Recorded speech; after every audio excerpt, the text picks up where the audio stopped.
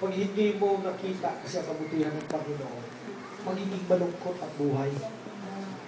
Right? Pero kung nakita mo ang kabutihan ng Diyos, hindi mo maiwasan na hindi ka umiyak dahil yung masakit ang natin damdamin. Hindi po. Ako hindi ako umiyak pag problemado. Hindi ako umiyak. Hindi ako kayang paiyakin ng problema. Kasi maliit pa lang ako, dumadanas na ako ng problema. Experience ng Lord kasi binigay sa akin problema yung kahirapan.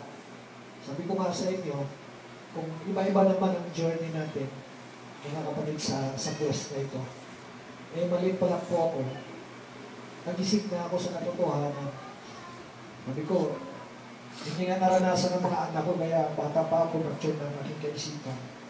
Kasi kumakain kami ng sibuyas. Sibuyas, para lang malagyan yung laman ng tiyan. Bawat kagat mo, tumutulo ang luha sa mata mo dahil sa bukod sa may problema ka, hirap na hirap, gutom ka. Maanahan po yung sibuyas. Kaya, umiiyak ka. So, kumakain kami noon. Saka yung mga bukod na papaya, para malagyan lang. Minsan hindi na natunawan, sumasakit ang tiyan mo dahil hindi na natutunaw yung kinakain mo. Para malagyan lang kasi walang bigas. So, yun yung bagay na pinamumulat sa akin ng Panginoon. No?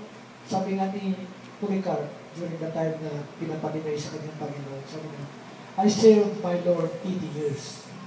Sabi nga, naglingkod ako sa Panginoon ng 80 taon, and I see nothing but good.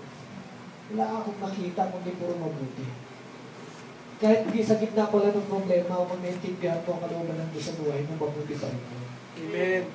Kaya tingnan mo si Paul, puputulan niya siya ng ulo. Ano sabi niya?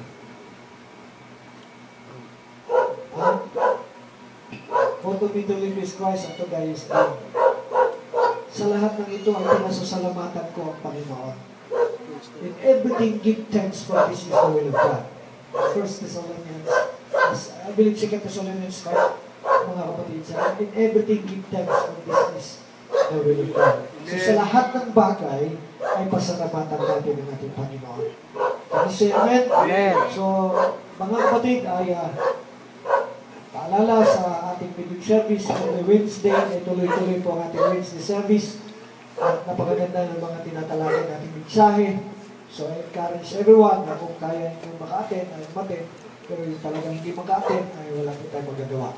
Pero kung maaari, ay maka-attend po tayo ng ating midweek service. Kasi, nagtatrabaho ko ngayon every Wednesday.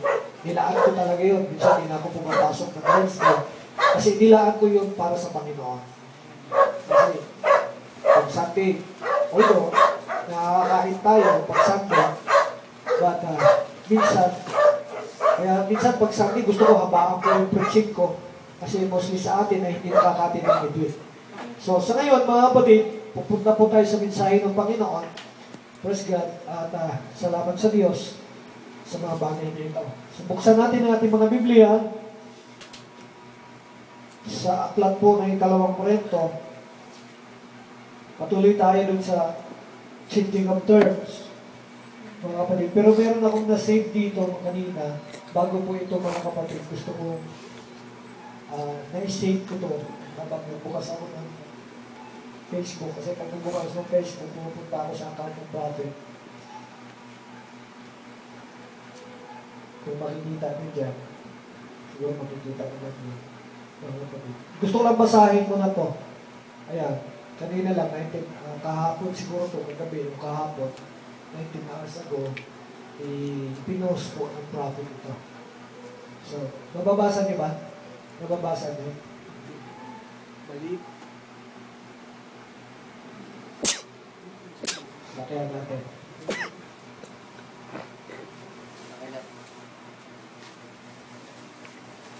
Ayan. Kita na? Ating pa rin. Kita na. So, sabi niya dito, mga kapatid, God chose man to lead. Sabi niya, ang Diyos daw ay pumipili ng tao para mag-lead. May mga tao na hinirang ng Diyos para manguna. Amen. In the time of Moses, and all the prophets, and the fivefold ministry right now, kaya meron akong kinausap mga kapatid, sabi ko, huwag ninyo ma-misinterpret ang lahat ng mga sulat ng mga propeta. Sometimes kinukuha ng tao to justify themselves. Pero huwag ninyo ma-justify inyong mga sarili. Kunin niyo ang mensahe ng Panginoon at bibigyan tayo ng tamang konsepto ng ating Panginoon sa pamamagitan ng kanyang salita. God chose man to lead. The Spirit of the Lord does not float around in the air and lead us. Hindi po nakalutang yung Espiritu ng Diyos para manguna sa atin. Sabi dito, sabi ng prophet. Men of God, through the Spirit of the Lord, are directed, and the wise will understand. So, ang tao ng Diyos, sa pamamagitan ng Espiritu ng Panginoon, ay siyang nagdirekta, mga kapatid, at ang bawat, sabi dito, ang bawat, yung wise, ang bawat pantas, ay nakakaunawa. Ang pantas ay nakakaintindi. Yan sabi ni Daniel, the wise can understand, but the wicked shall never understand. So, ang matuwid ay nakakaunawa. You don't follow flesh. It is the word we follow. So, hindi sa pamamagitan ng laman, kundi sa pamamagitan ng salita. The word. And the word is made flesh among us. Yung salita ay nandito at nagkatawang tao. Your flesh will go to the tomb whether you follow God or man. The word body will continue on because it is the leadership in our lives and He is found in men. Kaya sinabi ni John chapter 1 verse 13, may mga ipinanganak sa pamamagitan, hindi sa pamamagitan ng kalooban ng laman at ng tugo, hindi kalooban man ng tao, kundi ang kalooban ng Diyos. Amen. So, from the cloud, we came to this earth, picking our bodies, the second dimensional body, and live to have an experience in this world. Mga kapatid, praise God. So, hindi kalooban ng laman at ng tugo. So, ito po ang sinasabi ng prophet, mga kapatid, huwag kayong sumunod dahil sa laman. Sumunod po tayo, we follow because of the word. Amen. Dahil sa salita. Amen. At itong interpretation ng tongues, mga kapatid, ito po yung tongues kailan lang. Basahin ko sa inyo.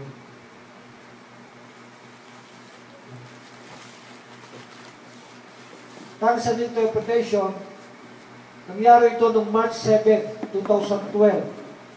Mag-preach ang prophet ng perfect communion. Ito ang sabi.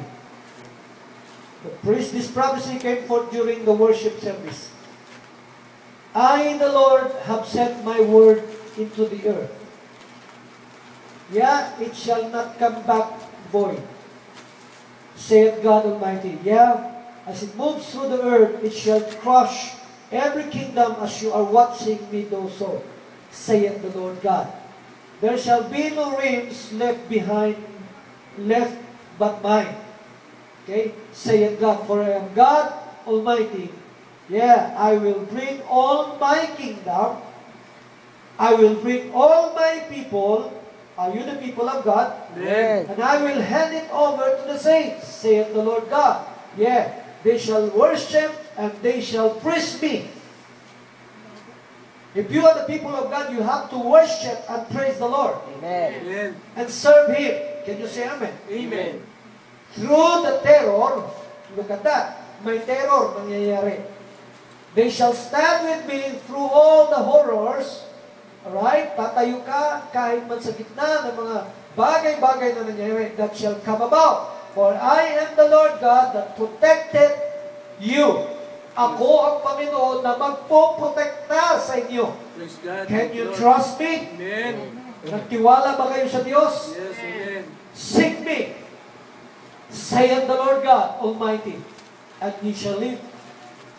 Hanapin mo ang Panginoon. Ito yung direkteba. Sabi ko nga, hanapin mo. Alam niyo mga kapatid, ang hirap sa mundong ito, they are rejecting the prophet. But you know, the prophet, siya lang ang nakakarinig ng tinig ng Diyos, direkta. Alright? Yeah. At itong mensahe ito, ibinigay doon sa propeta para iparating sa lahat ng mga anak ng Diyos, ito ang tinig ko at salita ko para sa inyo. Praise God. Amen. Siya ang magpoprotekta sa inyo at sa atin. Amen. Poprotektahan tayo ng Panginoon sa gitna ng terror at saka ng horrors. Look at the word. Kailan lang to? March lang ito, mga kapatid. Nangyayari ngayon sa paligid, magmulat tayo ng ating mga mata, huwag kayong matakot.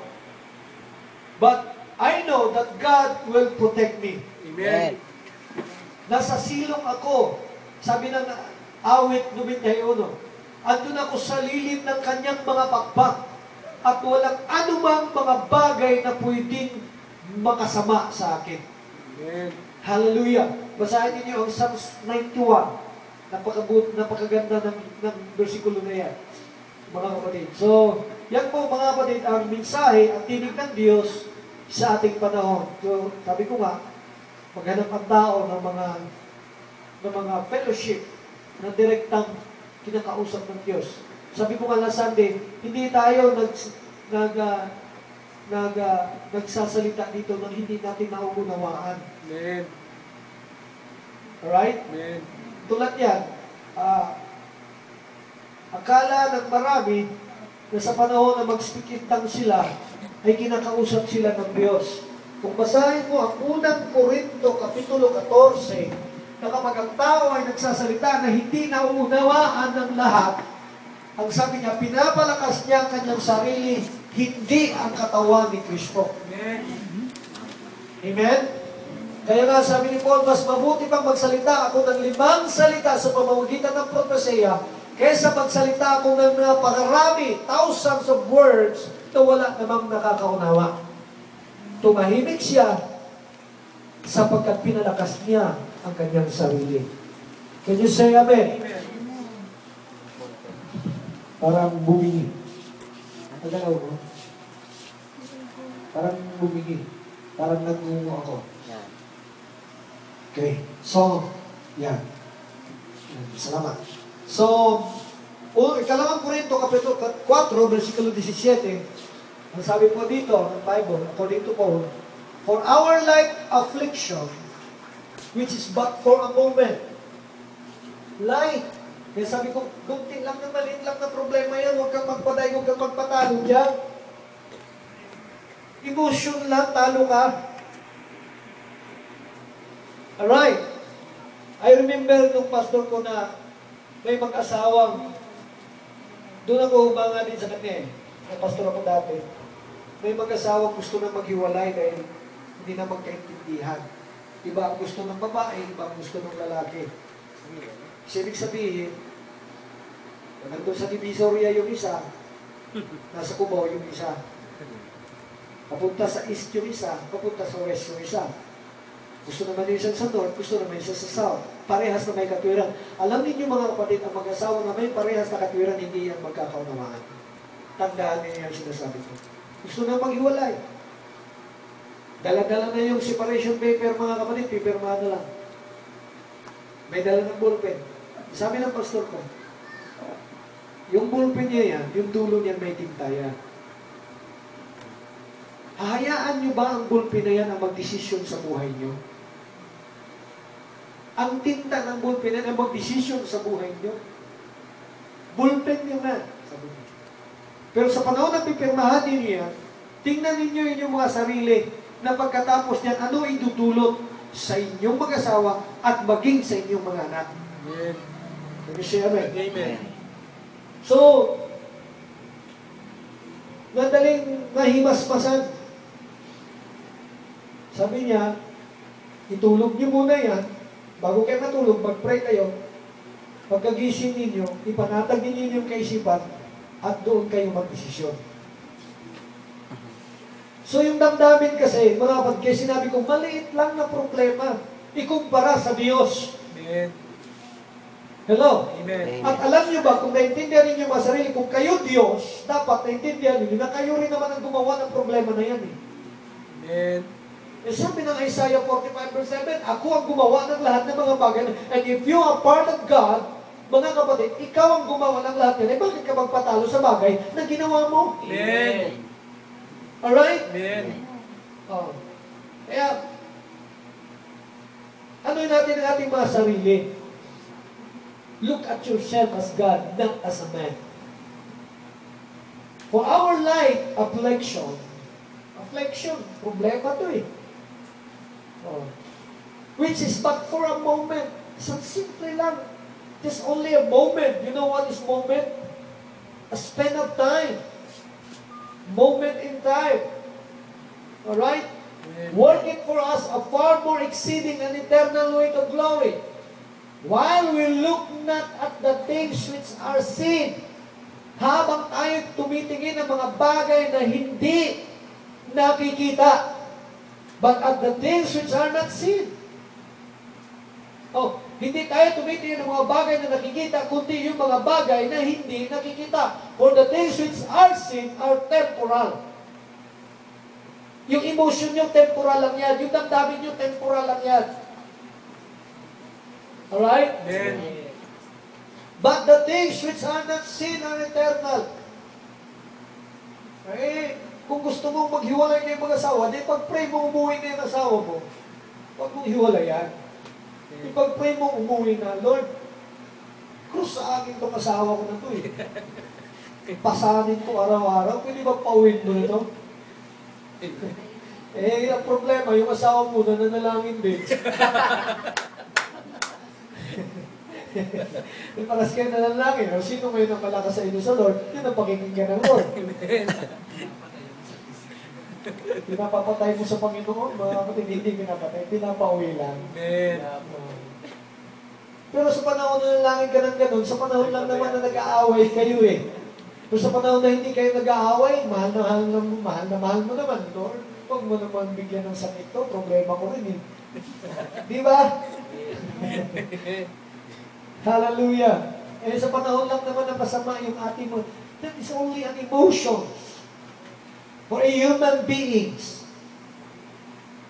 Eh, kaya mag-pray. 1 Peter chapter 3 verse 18, For Christ also hath once suffered for sins, na kung paano si Kristo ay nagbatal dahil sa kasalanan, the just for the unjust, sa pamamagitan ng matuwid at hindi matuwid, that He might bring us to God, upang dalhin tayo sa Diyos. Being put to death in the flesh, na paano binigay ang kamatayan sa laman, but quickened by the Spirit. Ngunit ito, hallelujah, ay nag-quicken sa pamamagitan ng Espiritu, by which also He went and preached unto the Spirit in prisons. Ito, which sometimes were disobedient, when once the long-suffering of God waited in the days of Noah. So, tingnan ninyo ang verse 3, by which also He went and preached unto the spirits in prison. Ano ang prison itong pinangaralan? Ang sabi ng iba, sa Efeso daw, bumaba daw ang Lord sa impyerno at nangaral doon. Ang tanong natin sa kala, bakit nasaan bang impyerno? Para masabi mo na bumaba ang Lord doon sa impyerno, sabi kasi doon sa Ephesians chapter 5, that Jesus going into the lowest part, that God going into the lowest part of the earth. Yung lowest part of the earth daw yan, impyerno na yan, sabi nila. But no, the lowest part of the earth is the flesh man. At ang bigyan natin, impyerno. O sige, impyerno, ito na nga yun. Diba? O, kaya ang tao, pag problemado, diba? Impyerno ang kanyang nararanasan.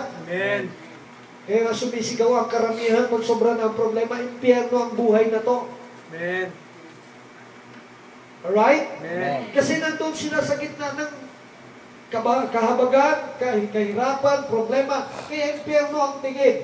So Jesus and God going into the lowest part of the earth to preach the gospel.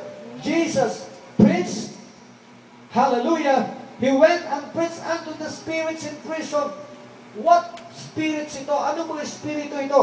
If you look at that, mga kapatid, praise God. Alam ninyo, sa twofold being, meron pong body, soul, and spirit in human being. Body, soul, and spirit in the human flesh. Body, soul, and spirit in terrestrial realms. Are you with me? Amen. So that is the spirit na kailangan pangaralan ng word man para ma-convert.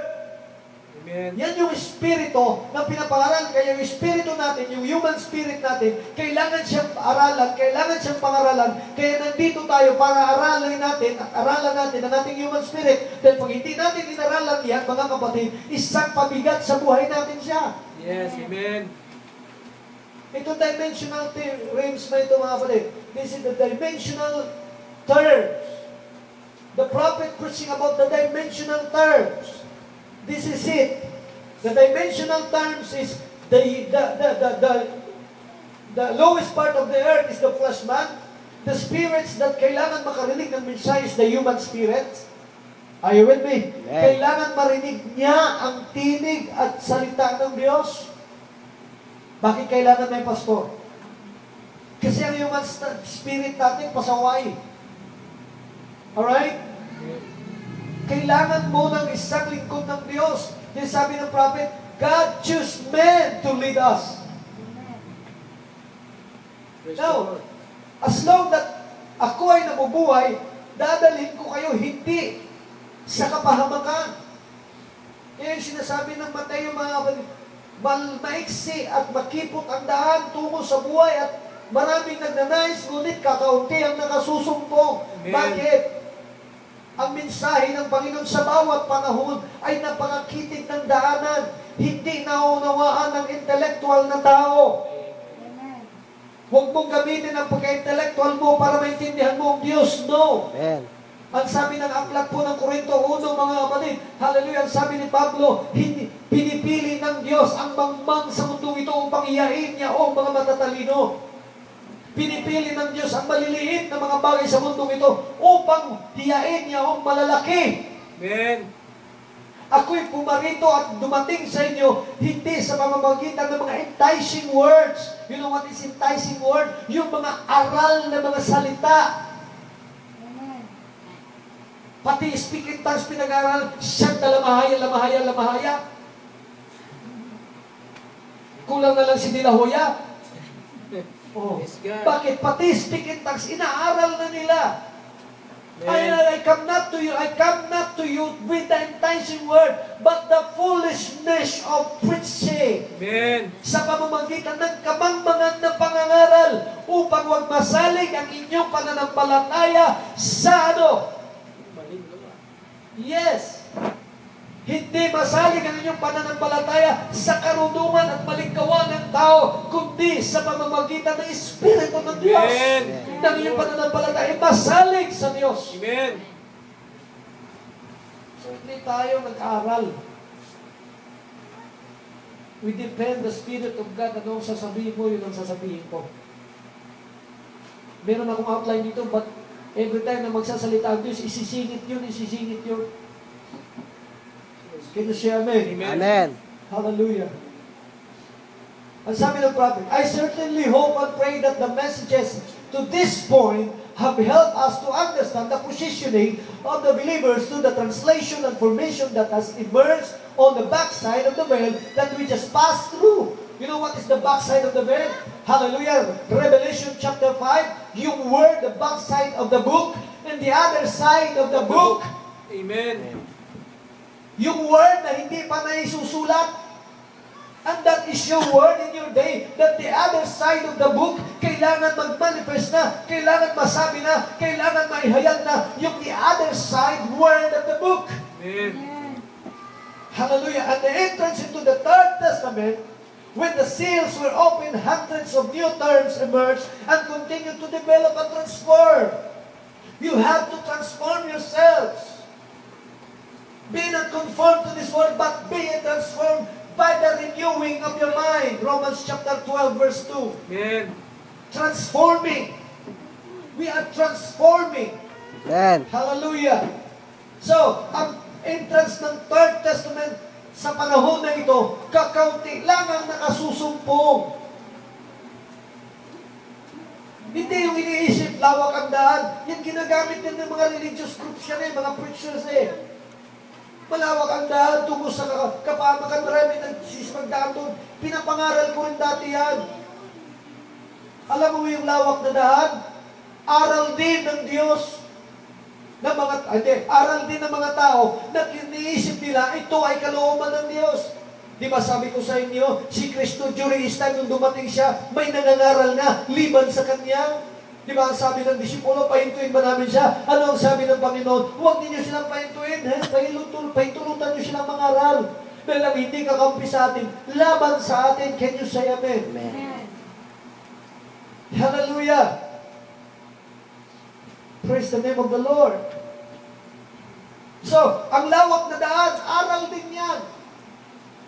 Basahin mo Mateo 7:21-23. Hindi lahat sa akin ang sasabi, Panginoon, Panginoon, tingnan mo. Hindi pwedeng tatawag ang tao sa Panginoon kung walang aral siyang natatanggap. Alright? Dati naman, ini-exalt din ni Secretariat. Malawak ang daan tungo sa kamahan. Ibig sabihin, ang sabi ni Pablo, mga kapatid, merong mga aral sa mundong ito na ayon sa tao at hindi ayon kay Kristo. Amen. Ngunit, ang daan tungo sa buhay, maiksi, makitid, mahirap makitid ang daan tungo sa buhay. Walang iba, mga kapatid, mga karandahin, mga kadaan doon, kundi yung lamang may binhi ng Diyos. Amen. Praise the Lord. Hindi matanggap ang third coming, hindi matanggap ang third testament, hindi matanggap ang propeta. Anong aral meron kayo? Kayo nakakaunti. Amen. Pero pag pinagsama yung kakaunti, marami rin naman. Amen. Thank you, Lord. Amen. Lahat naman ng mga nangangaral, ginagamit ang versikulo na yan. Pero ang tingin doon sa hindi nila kasama, yun daw yung mga lawak na daan. Inaaral ko yan dati bilang Pentecostal preacher. Ang tingin ko, lahat ng reliyon, yun yung daang malawak. Yung daan ko, daang makitid. Kasi Pentecostal din ako eh. Amen? Ngayon din ang aral ng ibang grupo. Ang tingin sa iba, lawak na daan, sa kanila makitid. That is not true. Alam mo ang makitid na daan? Sino ang daan? Hindi po yung dating daan. Amen. Sorry for saying that. Inaangkin. Ang daan ay si Kristo. Siya ang daan. Siya ang makitid na daan. At ano yung si Kristo? Ang salita! Amen. Sa kapanahunan. Kaya kailangan mong maintindihan, kailangan mong malaman ang salita, ang Kristo sa kapanahunan. Alin ang Kristo sa kapanahunan mo ngayon? Anong salita? Ang mensahe ba ni Moises ay salita sa kapanahunan? Hindi. Hindi. Amen. Ang pangangaral at salita ba ni Noah ay salita sa kapanahunan? Hindi. Amen. May tinanong ako, ang aral ba ng mga apostoles ay it is a message of the hour? We consider the message of the apostles as the message of the hour? Tingnan mo, 2,000 years ago pa yan. Amen. Nagsimula yan noong 33 AD. Praise God. Anong year ka na? Anong AD ka na ngayon? 2030 na po. 14. 21st century na po tayo. Amen. Alam niyo ba ang salita ng Diyos pagkain? Mateo 4, hindi na bumuhay ang tao sa tinapay, kundi sa bawat salita. Kung pagkain yan, mga kapatid, panis na yan. Amen. Biro mo, 2,000 taon na. Sabihin sa'yo, bakit ang salita ba ng Diyos napapanis? Napapanis, bakit? Kinukulong ninyo. Amen. Ang Diyos gusto mag-move on, gusto mag-move forward, Amen. pero ang tao kinukulong. Amen. Kaya napapanis, napapervert. Amen.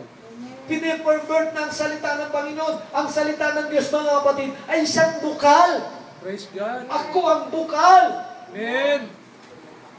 Pero pag ang bukal na yan ay hinahaluan mo yung sistema ng tao, napapervert yan, narurumihan ang salita ng Diyos Amen. dahil sa sistema ng tao. Amen. Praise God. Are you with me? Amen. Hindi ako, alam nyo, yung kailangan ng manindigan ng tao, lalong-lalo na kapag nasa mensahe ka.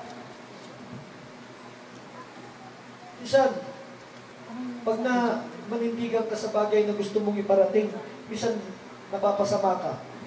Amen. Amen. Amen.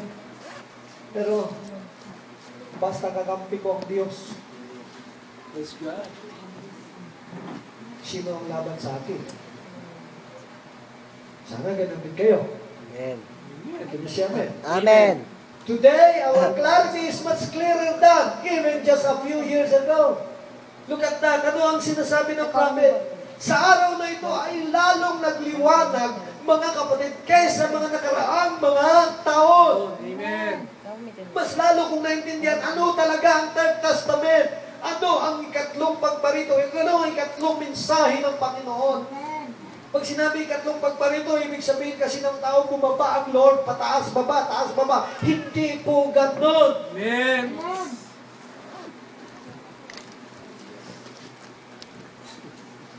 Hindi kailanman iniwan ng Diyos ang mundong ito. Amen. Praise God. Ito ang tahanan niya. Sapagkat nandito tayo. Amen. Amen. As long that the people of God is here, God is here. Amen. Thank you, Lord. Kailan mawawala ang Diyos? Pag nawala na ang kanyang mga anak. Praise God. Kapag wala ng people of God. Pero ito ang magandang balita. Sa bawat kapanahunan, sa bawat henerasyon, may anak ang Diyos. Amen. Praise God. Thank you, Lord. Amen. Tingnan ninyo, mula sa pasimula. Diba? Si Noah, ang anak ng Diyos sa kanyang panahon. Amen. Anak ng Noah, Abraham, siya ang anak ng Diyos sa kanyang panahon. Amen. Dumaan ang mga panahon, dumaan ang mga panahon. Hallelujah, mayroong anak ang Diyos. Kailan ba nawawalan ng anak ng Diyos? Wala. Amen.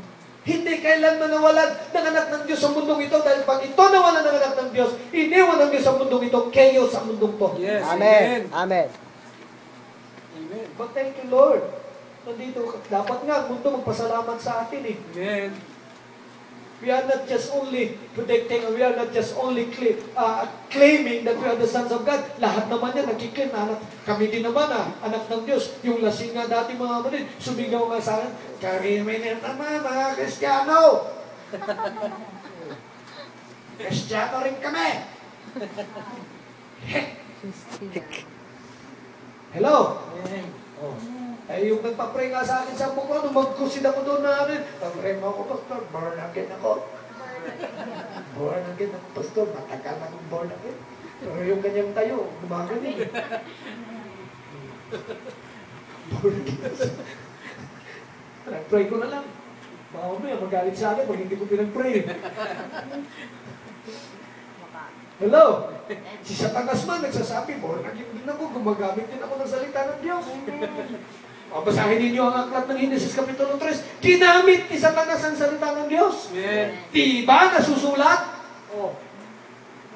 Look at that. Amen. Oh God. But we understand now, clearer than years ago. We have arrived on the backside of the veil, and now we have got the vision of how to live inside the most holy. You know what is the most holy? Pinakabanal na dako. Yes. Amen. Nandun ang Diyos. Amen. Nasaan ka ngayon? Nandun ka sa pinakabanal na dako. At si Kristo ang nagbukas niyan. At nasaan si Kristo? Kung si Kristo wala pa sa'yo, hindi ka kailanman makapabuhay sa pinakabanal na dako. Amen. Yes.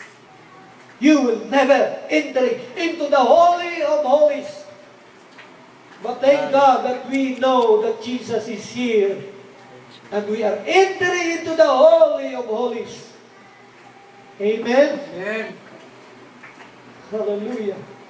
We have got the vision of how to live inside the most holy in this transformation. To understand the mind of Christ in this full world age, upang maunawaan mo ang isip ni Kristo dito sa full world age. You know what is full world age? Fullness of time.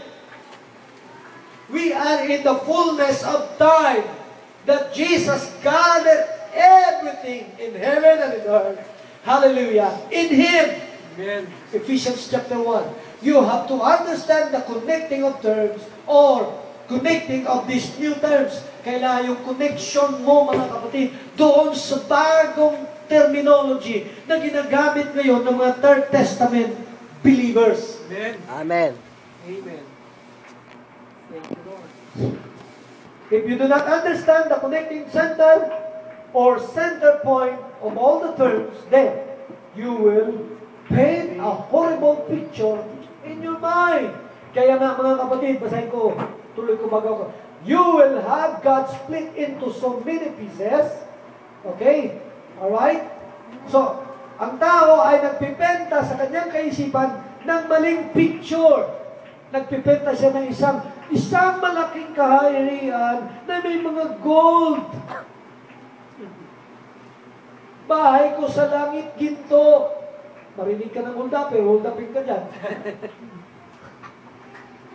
Ang daanan doon, kristal. Marinig ko isang preacher ng isang denomination. Hallelujah, sabi niya, nilalakaran ko yung kristal. Sagot naman yung pilosopo, di bawal nakapalda roon. Bakit? Nasisilipan.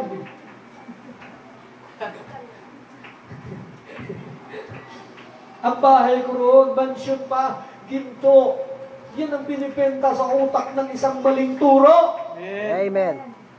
Pero nung makapasok ang propeta sa 6th dimension, wala siyang nakita mga gintong building doon. Ang sabi lang ng prophet, it's a beautiful place. Amen. It is a beautiful place. Mundo rin.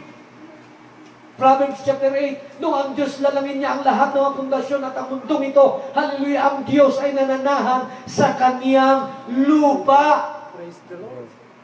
Lupa din pala yun. Mundo rin. Pero mundo po yun. Sabi ng prophet, it is a theophany world. Amen. Praise God. Pattern lang to. Xerox copy lang tong mundong ginagalawan mo. It is a negative world, but there is a positive world. Amen. Amen. Amen. Hindi tayo nagpipenta. Paint my love.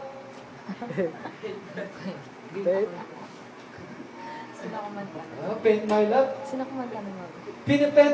Pinipenta mo yung mga bagay na nasa isip. Isang araw sasakay ako sa isang chariot of fire.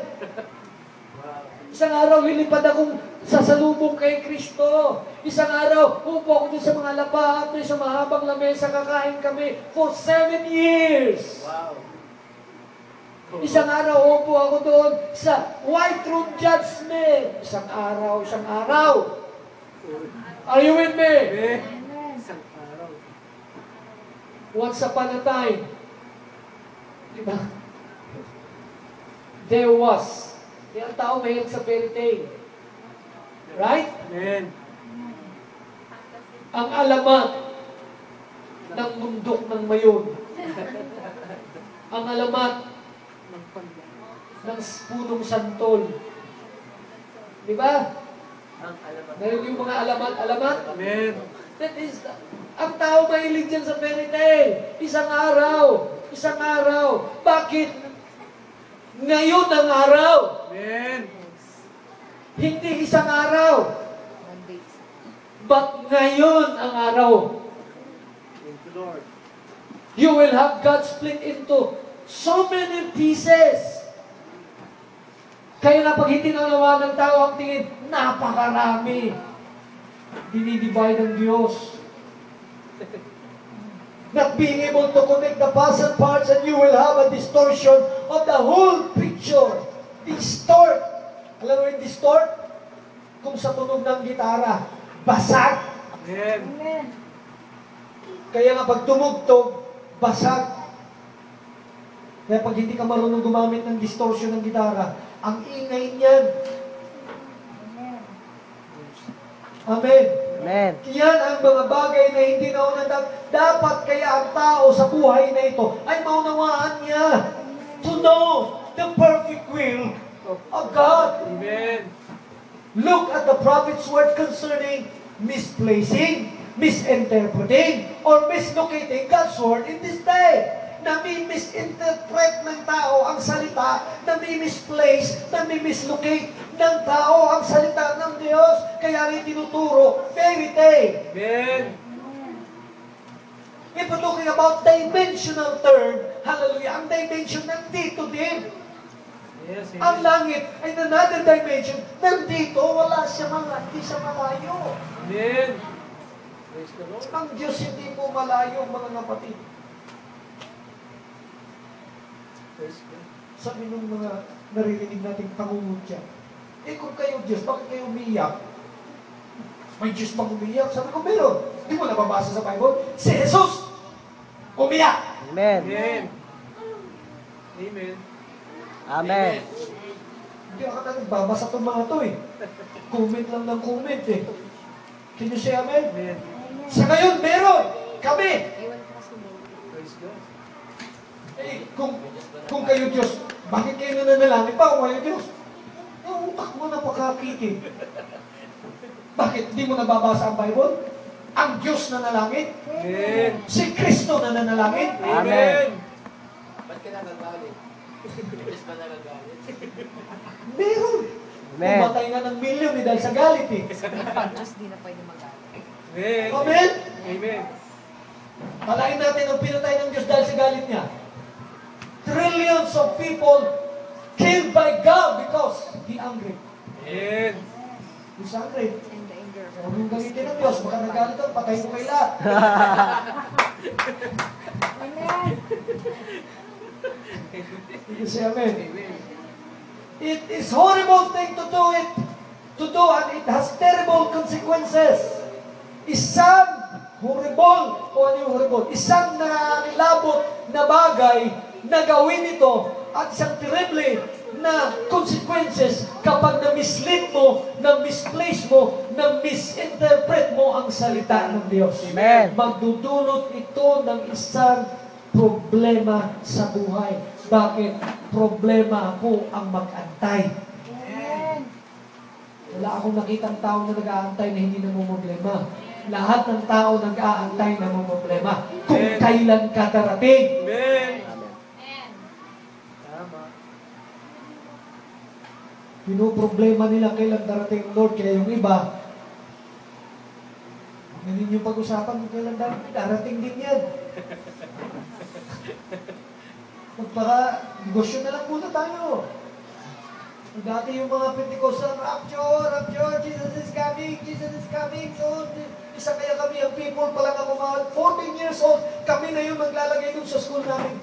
Alam nyo, during the time of my high school days, hindi ko naranasan yung sarap sa high school life. GS, School life. house, ano ba yun? GX. Yung high school dance, ano pa bang mga ano? Wala ako niyan. Kasi nakahanda yung pamalo ng nanay ko sa bahay pag nalita ko ng uwi. Saan na kanan? Kurot dito, kurot doon. Eh, pag namalo pa naman yun, kailangan tumulong muna laway mo bago ka tatantanan eh. Pag hindi pa naawa yun, kailangan talaga uhog. Ay, naku, grabe mga kapatid. Kaya kami yung mga naglalagay, Jesus is coming soon sa school. Pinatawag kami ng mga principal. May nagbabandalism ng anak ni Pastor Marquiso. Nagbabandal. Ma'am, naglagay na ho kami. Hindi pa kayo naniniwala ng darating na po ang Panginoon. Magsisi po kayo, ma'am.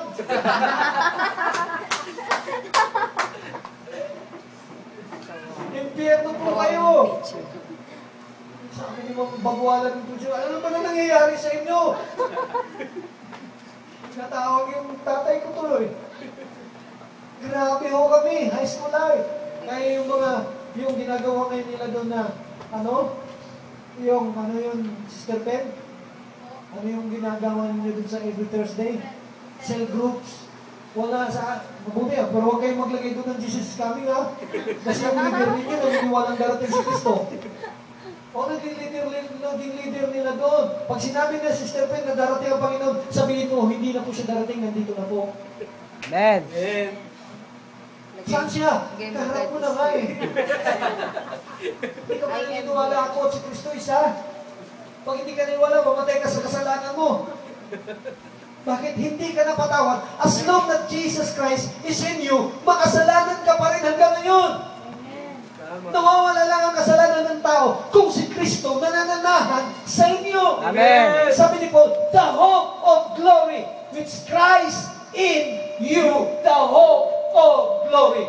Thank you, Lord. Amen. Amen. Huwag kayong mag-uwi sa school, ha? Baka ipatawag kami, sino pastor nyo? Ay, hindi ko kayo pupuntahan. Jesus is coming soon, nilagay nyo eh. Pero pag sinabi nyo, Jesus is here,